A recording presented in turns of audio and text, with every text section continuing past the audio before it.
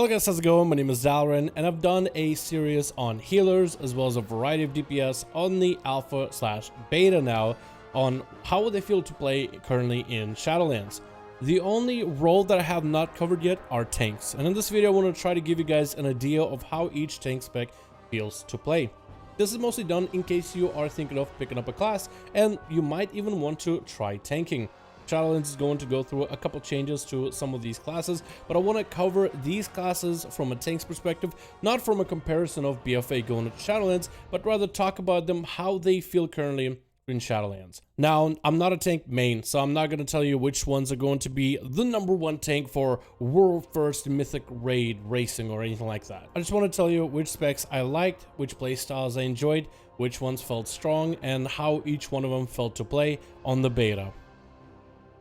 We'll start out with a Brewmaster monk, and this order is not going to be in a particular order. This isn't a best to worst or worst to best or anything. I just kind of need to have a class to start with, and I decided to start with Brewmaster. When it comes to your buttons, Brewmaster is pretty straightforward. You have a couple defensives and a variety of abilities that keep you alive. So interaction of your rotation to the damage that you take is going to be very important for this tank. And that's one thing you'll notice with Brewmaster is Blizzard really put in a lot of player agency into this spec. There's always something for you to do, either proactively or reactively before a pull. I would say this spec has very decent magic and physical mitigation. You can take just about any type of hits fairly well. I would say the utility for this spec is also pretty good between your AoE Ring of Peace, which can be used to keep mobs away or even interrupt certain casts. You also have a interrupt in a way of a incap from a distance to CC an enemy from a distance, and you also now have an AoE root with the clash ability where you kind of charge the enemy, and if you position it properly, the enemies between you and your target that are clashed in the middle will get rooted for a short amount of time. I would say for Brewmaster you have quite strong defensive CDs. Like if you're gonna pop them, you are going to be a wall and nothing is coming through you. They even added extra defensive CDs to monks by adding celestials as a kind of a pet that you summon for a limited amount of time. For Brewmasters you have the Ox, sometimes in the community referred to as Dave. And Dave is quite tanky. He adds you a little bit extra defensive value while also providing a little bit of AoE damage. For this tank, I felt that picking up AoE threat was actually quite easy, and that's something that I think is a focus for a lot of players. How well can you pick up AoE threat? Can you just focus on one singular enemy and then AoE passively, and can you hold all the aggro without having to micromanage every mob? And I felt for Brewmaster, it was a good tank for it. When it comes to the self-healing, this class has a little bit of self-heals on the side combined together with absorbs, so you have a way at least to mitigate yourself. And that's something the Brewmaster didn't really have much in BFA, which was self-healing. I'd say in this expansion at least the cooldowns for self-healing are fairly short and more readily available, but they're not super strong, so it's not like you're going to be able to top yourself off like a protection paladin or something. What I like about the spec is also good cooldown reduction. As you use your basic rotational abilities, you can get certain abilities back faster. So even though some of your cooldowns might be 5 minutes long, that's not a real cooldown. Technically, it is going to be much shorter, but as you're regularly using your abilities as part of your rotation, you actively reduce the cooldown of certain key abilities, which is something I really like about tank classes and classes in general. As a Brewmaster, you also bring a valuable buff to your group, which is where you put a debuff on enemies where physical DPS classes can do just a little bit extra more damage. It's only 5%, but in a group with quite a bit of melee, this is quite a nice buff. Finally, Touch of Death is a very interesting ability to get added into the game. Touch of Death is a massive execute, and it can be used on bosses, but it can also be used on enemies like trash bags. And in most cases, it should take out enough health out of the enemy where you just get them down to about 30% and then remove them out of the game completely. For Brewmaster, Healer, and Windwalker, you do have some secondary benefits, like you will have healing orbs show up, or you'll reduce your stagger as a tank, or you'll have extra chi orbs for Windwalker. But even without that extra effect, the Touch of Death execute on Brewmaster in particular, since you have a much bigger health pool, the more health you have over your enemy, so let's say if you have more health than they do, you could actually just remove them out of a fight. So that could be very interesting when it comes to approaching different enemies and synchronizing your damage together with this ability during certain trash bags and even boss fights. I'm very glad I got to check out Brewmaster in Shadowlands. They are very highly regarded currently in Battle for Azeroth, and just about everybody wants to play one and wants to play with one. They really do live up to the standard that everybody has told me about for Battle for Azeroth, and I think if you're going to be picking up Brewmaster in the next expansion, so far they look quite fun. The next class on the list is going to be a Blood Death Knight. This was actually the very first thing that I tried out ever when it comes to World of Warcraft from the first time I tried playing. And from the get-go, it was designed to be almost felt like noob friendly. But I think Blood Death Knight has evolved over the last few expansions. I'd say the Blood Death Knight in BFA has had its high moments and low moments. But how does it compare going into Shadowlands? The first thing I noticed with Blood Death Knight is probably some of the best self-healing. Because, well, you kind of play into the Death Knight vampire fantasy, where you kind of leech the health out of your enemies as you smite them with a massive axe, sword, or mace, whatever the weapon of choice is for you. It's really cool to see some of the new mitigations that Death Knights have gotten. Well, they're not new, they kind of were baseline and then they were a talent at some point, and I'm not really sure when exactly did the change happen. But with the return of Blood Tap, Death Knights can now sacrifice a rune they can use to either do damage or to apply a defensive buff with themselves for Morrowind to create a buffer, where they'll actually take reduced damage for a short amount of time. This is good for all damage, be it physical or even magical, so this is where I think this is going to be a strength for Blood DK. You can kind of now press something to preempt big hits and then heal through them afterwards. And also added, this ability is off GCD, so it feels really good to play into. Then there's another ability that's also available for GCD. It's Blood Tap. Basically, it just returns a rune back to you, and you have 2 charges of those. It also has cooldown reduction as you take more damage and bone shield stacks are broken off. You get this ability back just slightly faster. So this is really cool to see 2 abilities come back, especially being off GCD. So it's something that you can do proactively and in mid-combat as a Death Knight when it comes to facing different encounters. The one thing I could say about Blood DK though, even though you're ironclad in all plate gear, your health yo-yos back and forth. You can go from 80% down to 20, then back to 100, then down to 30, then back to 80, then back to 10, and then back to full health in just a matter of seconds. So if you are someone who is thinking of getting into Death Knight and you're someone who's prone to heart attacks, watching your health bounce around like this could mean that this spec might not be for you. Like, the spec is a tank, but your health is bouncing back and forth because you're supposed to heal this damage. So lots of self-healing is going to be required to maintain this tankiness, or almost like a tanky allure of your character. However, there's a different side to this coin where this playstyle is actually quite rewarding. No one went to use Death Strike at a right time as soon as you take a massive hit to heal a good portion of your health back, or even all of your health back, is something that you will need to expect to learn how to do as a Death Knight. This isn't a skill you walk into the class and just start picking up easily. This is something that will take time, and that will separate good Death Knights from bad Death Knights in a minute. Unlike the other tanks, I noticed that Blood Death Knights in this expansion don't have an easy time with aggro. I remember playing them back in Legion, where you would just walk up and blood boil things and everything aggro to you. But on Shadowlands, I felt like I really had to alt-tab around enemies, and even sacrifice certain abilities where I would try to get my tankiness up on Heart Strikes, an ability that deals damage, to really do a good chunk of DPS to really hold the aggro and fight for it. But that ends up being pretty easy. Drop down Death and Decay and start Heart Striking enemies to maintain aggro. So it's not like it's a difficult rotation, I just expected it for it to be a lot easier, but having to fight for aggro was also enjoyable. Death Knights are full of great defensives. There's a lot of abilities for you to use to deal with encounters, and the fact that I've gotten an anti-magic zone into groups, I think is definitely going to make a lot more people consider Death Knights and bringing them into your next Mythic Plus or inside of your raids. But even those massive defensives will not really save you without knowing how to heal the damage, so there's still going to be a little bit of the skill cap involved when it comes to playing this class.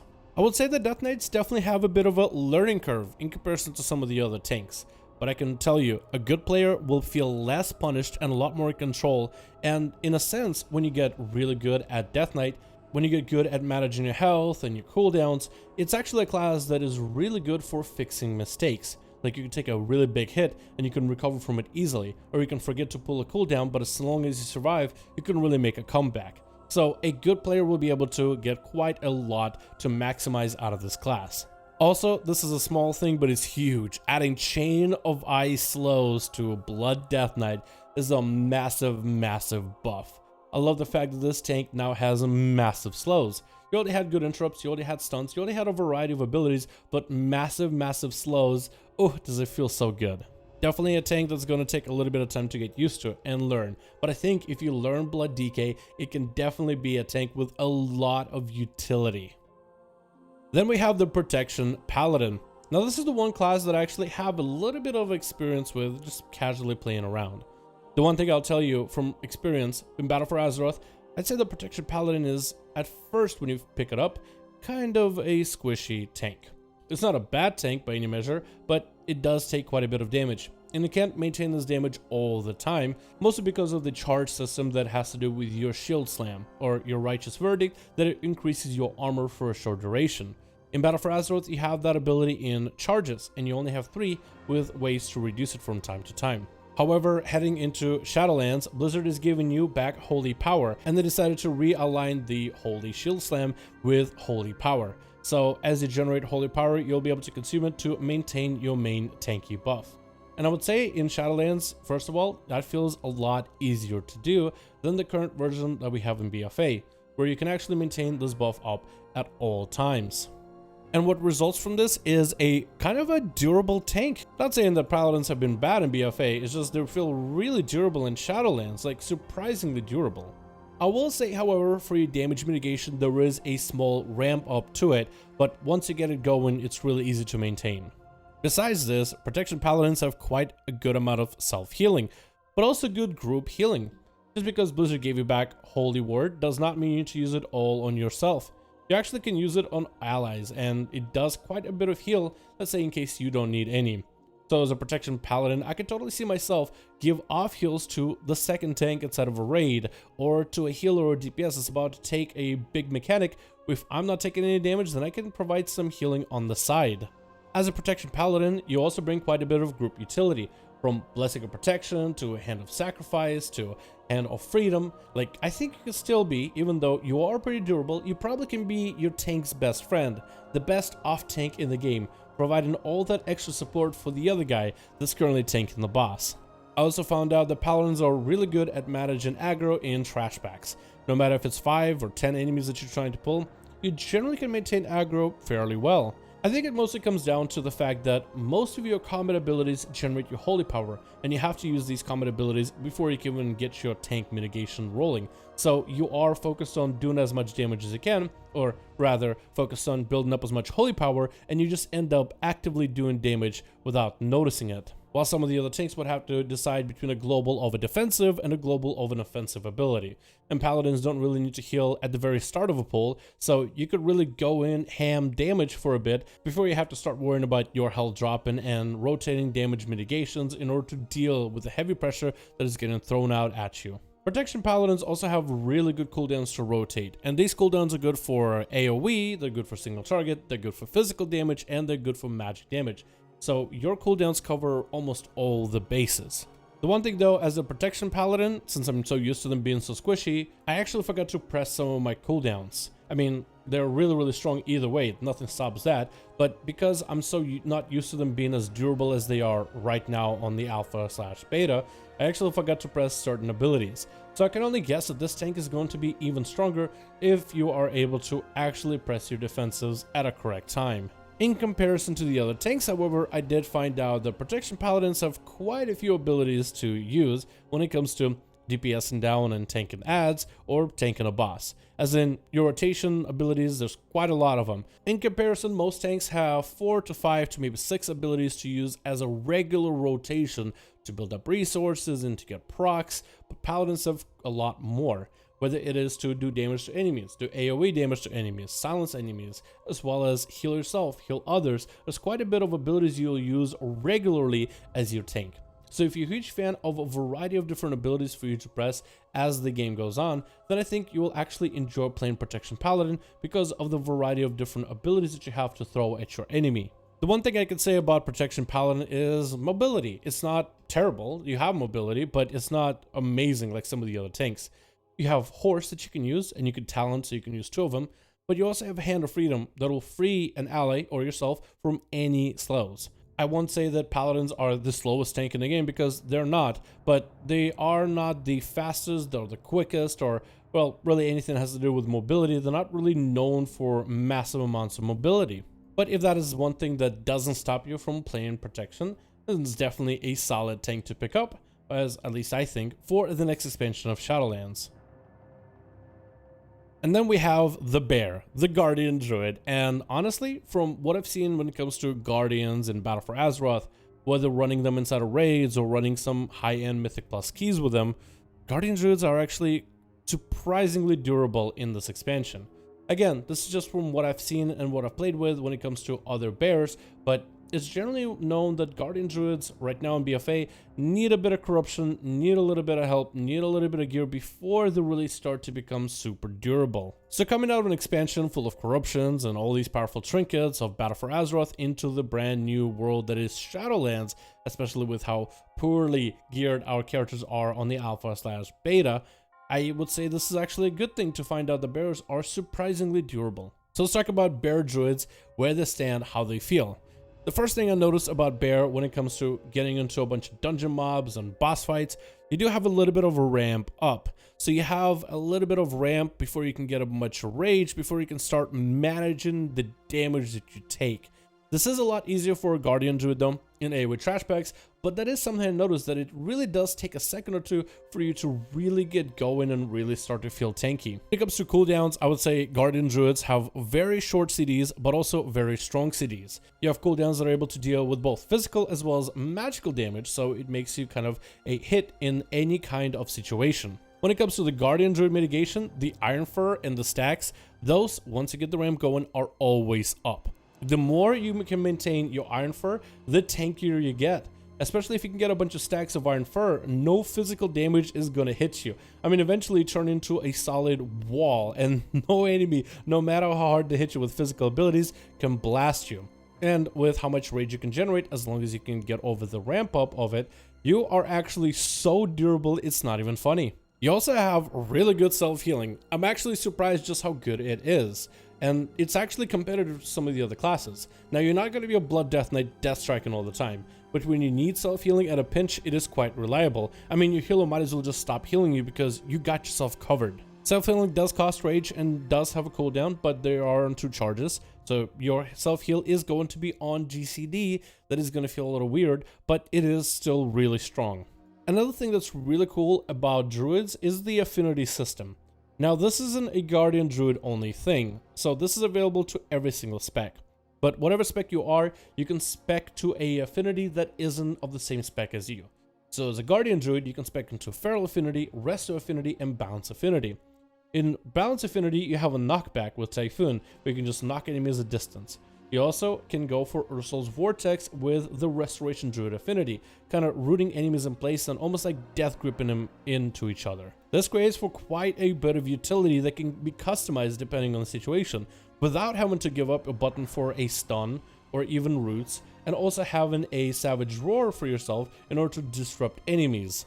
You also bring quite a bit of unique utility as a druid. Besides your basic interrupt, and of course there's stuns, you also can de-enrage enemies, and this is something that is only available to druids. And you can use this ability while in bear form, so you can still manage enemies in their rage as you are tanking a dungeon or doing a raid, and that's really cool. Currently in Battle for Azeroth, there are a few dungeons where de-enraging enemies is important, so you'll always bring a hunter or you'll always bring a druid. So if there's certain mechanics where de-enraging enemies is super important, that already alone gives bear druids an upper hand. Another thing that I liked about druids, but it was a simple rotation. Some people will want a very complicated rotation with a lot of abilities that work off of each other. But druids, you get Thrash, Swipe, and Mangle. You can increase the pool of abilities to Moonfire and maybe Maul if you have a lot of rage on the side, if you wish, but not necessary. What's good about druids and simple rotation? Well, first of all, it might not be for everybody, and I understand that. But if you decide to play a druid, this gives you a lot more time to look at the game. Look at the different enemies, look at the different mechanics that are going on to make sure you're running out of things that you shouldn't be standing in. Also, if you're a raid leader, for example, playing Bear Druid with a simple rotation gives you the opportunity to at least deal with mechanics and deal with shot calling while also, not really focusing on your rotation super hard. I know it's a weird point to get across, but it actually can be useful to some people when it comes to picking a tank. An easy rotation means you can manage the situation much easier with not too much worry when it comes to your basic abilities. They also added a interesting button of Berserk to druids back from previous expansions. During Berserk, it's almost like a soft version of Incarnation that gives you majority of Incarnation's benefits. But this means for a druid, because of this ramp up time, in a boss fight or in a trash bag, you can really get that rage flowing quite early. So that's going to be a really nice ability for you to add, having an offensive cooldown for you to use without always having to pick Incarnation. The one negative I found about Guardian Druid is it was a lot harder to maintain AoE aggro. So let's say you go into a trash bag, you find the guy with the biggest health, you want to focus on them and just kind of swipe enemies and thrash them on the side. Can you maintain aggro as your DPS just blow up all those adds? Well, as a Guardian Druid, you will really have to work for your aggro. You will have to tab through enemies. You'll have to mangle them. You'll have to thrash them and auto-attack them for a little bit to really maintain that aggro. So there's going to be a bit more micromanagement when it comes to really trying to hold the aggro. But it's not really a bad thing since your rotation is very easy, so adding tab from time to time is not difficult. I would say this tank is also another tank that's not super amazing on mobility. I mean, it's definitely not the most immobile tank, but I would say they're very similar to Protection Paladins. I mean, if you want to switch out of Bear form into Cat and use Dash, you totally can. And you do have Stampeding Roar, which is a great boon for your group. But when it comes to getting out of mechanics inside of a boss fight, unless you want to drop Bear form, go into Stack form and run away, just make sure you don't take a hit to the face, because outside of Bear, you're not really all that tanky. So when it comes to mobility as a bear, since you're sitting in bear all the time, you will have to pre-position and pre-move certain mechanics and maybe use certain abilities in order to give yourselves a little bit extra movement speed. So that is something I think that needs to be remembered when it comes to at least deciding whether you want to play or don't want to play a Guardian Druid in the next expansion. And then we have the Warrior. Now Warriors are actually surprised me because from the first thing we heard about them when it comes to Shadowlands in the alpha, everybody on the mother said the Warriors are looking really rough. They're probably not going to be all that good. I don't really know if you can actually believe that. I don't think they're going to be as bad as some people have said they're going to be. But there were mostly concerns about Blizzard moving around certain talents out of different rows, so you can really combine the most offensive pressure together with defensive cooldowns. So you really will have to choose between doing damage and doing healing.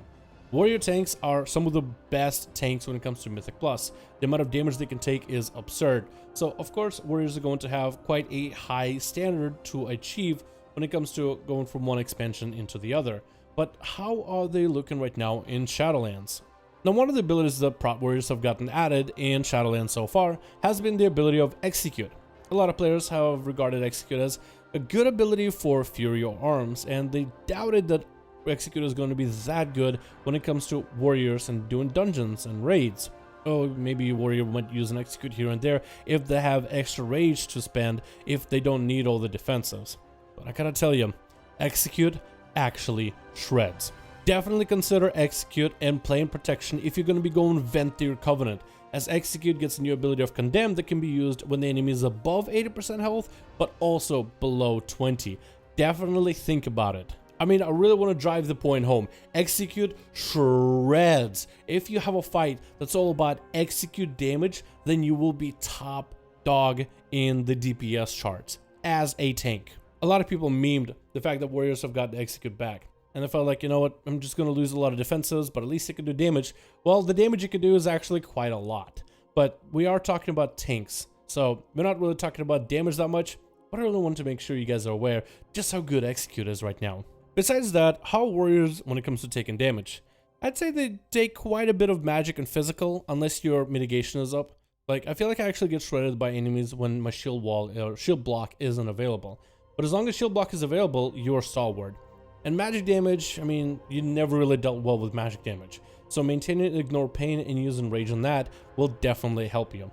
So you're definitely not the most helpless tank. You can take hits, but you will need to make sure you have your regular tank mitigation, whether you're block or Ignore Pain, in order to be able to reduce the amount of damage that you take. Assuming for a Warrior, rage management as well as cooldown management is going to be very important. Another thing I like about Warrior is Reflect. It's actually super enjoyable. When you can just reflect a powerful spell that would otherwise one-shot you or give you some sort of a nasty debuff, you could just reflect it back at an enemy. And especially in one of the dungeons called the Necrotic Wake, a lot of these Necromancer enemies actually throw Necrotic bolts at you, which reduce the amount of healing you get. Kind of like a Death Knight who attacks you with Necrotic Strike. So being able to reflect that ability back at the enemies, and it does quite a bit, is actually super enjoyable. But all warriors are now getting that, but that is something that you'll get when playing Warrior in Shadowlands. One of the strengths of the Warrior compared to the other tanks is just the amount of defensive cooldowns you have. Some of them are on a short cooldown, some of them are on a long cooldown, but the amount of defensive cooldowns for you to use is quite high. So this is going to be always a good thing, because you have a safety net no matter what, or almost no matter what, as long as you're not just throwing cooldowns and combining them and overlapping them together. But when it comes to being durable, you could definitely give yourself a little bit extra durability just by popping shield wall, or surviving a massive magical hit with your last stand. And using Demoralize and Shout regularly is going to benefit you when it comes to playing this class. Warriors have also really good mobility. I mean, some of the better mobility in the game. With Leap, Double Charge available, and even Intercept, you can really move around the battlefield quite easily. And with some strategic uses for this ability, you don't really have to move your character that much. I mean, you could charge into an enemy who's about to do an AoE slam, then use Intervene to charge away, then charge right back in, and just back in the fight. So the warriors have some of the best mobility in the game, so if you like moving around the battlefield, or at least want to have the chance to move around the battlefield quite often, then this is the class for you. You are a warrior though, so you're not a magical blood death knight, blood-sucking, paladin, holy light wielding, anything. You have 0 healing. So that is something for you to remember. You basically have no heals. Technically, when you slay enemies, you do have abilities that can give you Victory Rush, so you can kind of heal yourself, and Ignore Pain does absorb 50% of the damage up until a certain point that you have, so that is kind of a heal. But when it comes to just being able to top yourself off, there's not really much to do. So if you want a class that can be more self-reliable, then Warrior might not be your first pick. You also have Rallying Cry, which can be provided for a raid, so everybody's going to want to play with a Warrior for the extra raid utility. Another thing that I like about Warrior is it's a fairly straightforward, very much a basic tank, and not in a bad way. So if you want a tank without any specific abilities that are weird or any crazy doodads for you to play around, and you just want a straightforward tanking, basic mitigation, good utility, just a variety of abilities, good mobility, focus on doing as much damage reduction as possible, then this is definitely the tank for you. There's still probably, I'd say, one of the best tanks to start out with when you're first learning the game. And so far they have seemed pretty good in Shadowlands, surprisingly good on the damage front.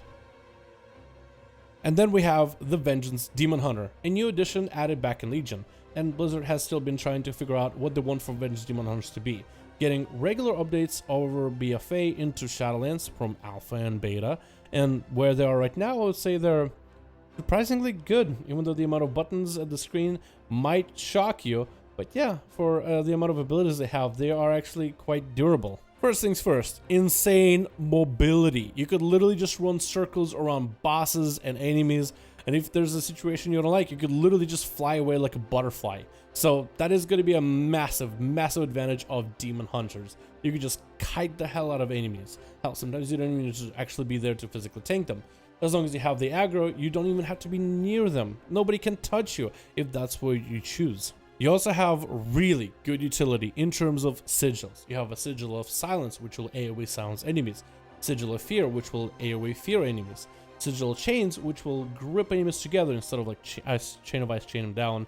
And you have a ranged interrupt. You have a Dispel, or more like a Purge, so you can remove friendly buffs from enemies. You also got an Imprison, which is kind of like a combat sap, so you can control an enemy from a distance in case you want them to stop casting and you don't have an interrupt available. So all in all, great control. You also have really good AoE threat. This is the one thing that I will say probably has the best AoE threat because, well, first of all, you don't have a lot of abilities, so it's not like I have a lot of abilities to get my threat. Second, I just run in and pop Immolation Aura, get a couple of shreds in there or a couple of fractures, pop a Spirit Bomb so everybody has a debuff, and then I just start cleaving and carving and maybe even get a Fell Devastation. I can literally focus on one singular enemy, and everybody around that group will also get splashed aggro back to me because of how so many of your powerful abilities also have a baked-in cleave to them. The one thing you'll notice about this tank is it basically has no defensives. I mean, unless you count Metamorphosis, but Metamorphosis is more like a self-buff that makes you stronger. It makes you do more damage and gives you a lot more resources. I guess this technically is a defensive because it does make you this monstrosity that's able to basically not die at all. But I've never considered it as a defensive ability. It's more like an offensive ability that makes you just better at what you do and makes you even more monstrous looking than you did before. There is an ability called Fiery Brand, and you kind of brand an enemy, doing a bunch of fire damage to them, and you do make the enemy do 40% less damage to you. So I guess that could be counted as offensive, but it's used in an offensive fashion. Use it to kind of attack the enemy rather than put up a debuff or a defensive for yourself. What I'm trying to say is, if you don't want to play a class as a tank that has a 4-minute cooldown and 5-minute cooldown, like, real long CD abilities that will save you in a bad situation, and rather you would have your rotation kind of take over, actively trying to survive instead of having to pop a massive cooldown, using your abilities in the right order in order to make yourself tankier. If that's what your playstyle is and you don't want to wait 5 minutes until your big buttons are back, then Demon Hunter might be the best class for you. Demon Hunters also have incredibly good self-heals. If you thought Blood Death Knight were the vampires sucking the life out of the enemies, Demon Hunters can heal themselves a ton. They leap in, they break the enemy's souls, they use those souls to heal themselves up, put a debuff on the enemy, do a bunch of fire damage. That damage heals the Demon Hunter back up. There's just so many resources of you and trying to be able to heal. You really have competitive heals compared to Blood DK. I don't even know which one of those two has more healing, but Demon Hunters definitely do heal themselves quite a bunch. You are leather class though, so you're not going to be the tankiest ever. I would say some of the tankier classes are going to be those that are plated. So anybody that has armor that is plate armor naturally has less physical damage taken.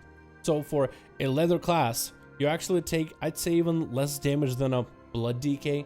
But then again, Blood DK is supposed to take big hits with a massive health pool and then heal that back up. I noticed that Vengeance Demon Hunter, however, didn't really take as much damage as some of the other tanks that I played. You definitely wouldn't call them squishy, and that's something they're known for, at least in BFA, until you get the right corruptions and the right essences and trinkets. So I'd say going into Shadowlands right now, they really do feel quite durable. You're not going to be a wall, you're not going to be a rock that's unbreakable. So your health is going to move, but it's not going to bounce around nearly as much as some of the other tanks in the game. And also you have a very engaging rotation. I think that's what Blizzard really wanted to get out of Demon Hunter, is that a rotation where you're focused on every single button, because you don't have any defensives that are just going to save you. Every button press counts. Every ability to shred souls off of enemies, every ability to put a debuff on the enemies, and every button that gives you healing back. Every one of those abilities counts, and in a sense, when you play Demon Hunter, you're actively working on making yourself tankier. You're actively trying to stay durable throughout a fight.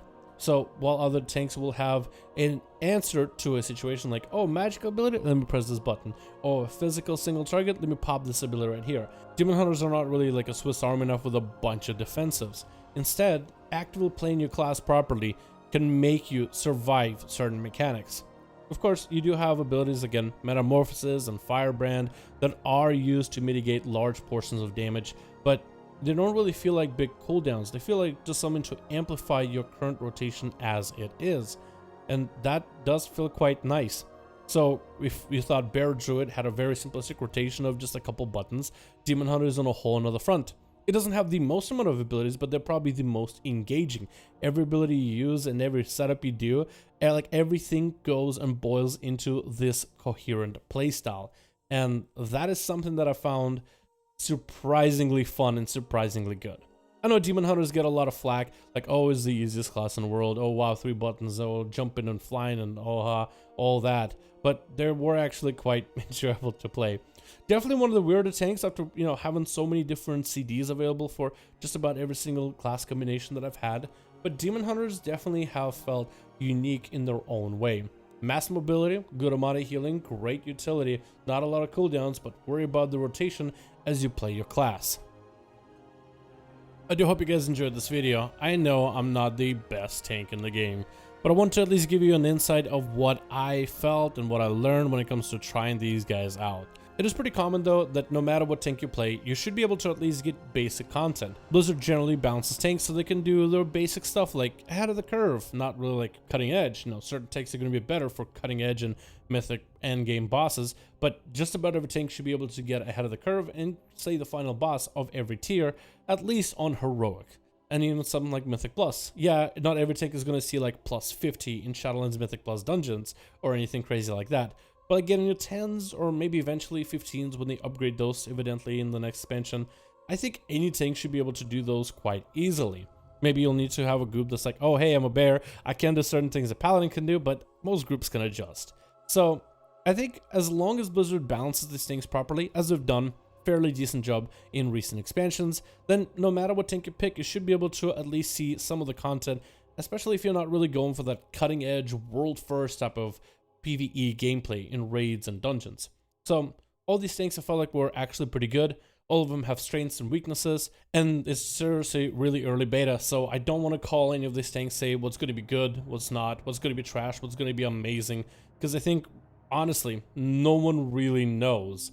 Until we get some really good testing inside of raids and more balanced tunings for these classes, we won't really know what's actually going to be top tier, so I really wouldn't believe what some people might tell you. I get this question all the time, like what's going to be the best tank, best healer, best DPS, but if I'm truly honest, I cannot answer that question. I can tell you what's looking good right now in this early version of the beta, but I can't tell you for sure which of these classes is going to be top tier, top notch, brought to every piece of content, because well, that would be disingenuous to tell anybody otherwise. Anyway, that's what I thought about the different tanks that are available in Shadowlands right now and how all of them play. So I hope you guys enjoyed this video. Let me know which one of these tanks was something that appealed more to you. And let me know your thoughts in the comments below. Thank you guys so much for watching. I really do hope you guys enjoyed, and I'll see all of you in another video.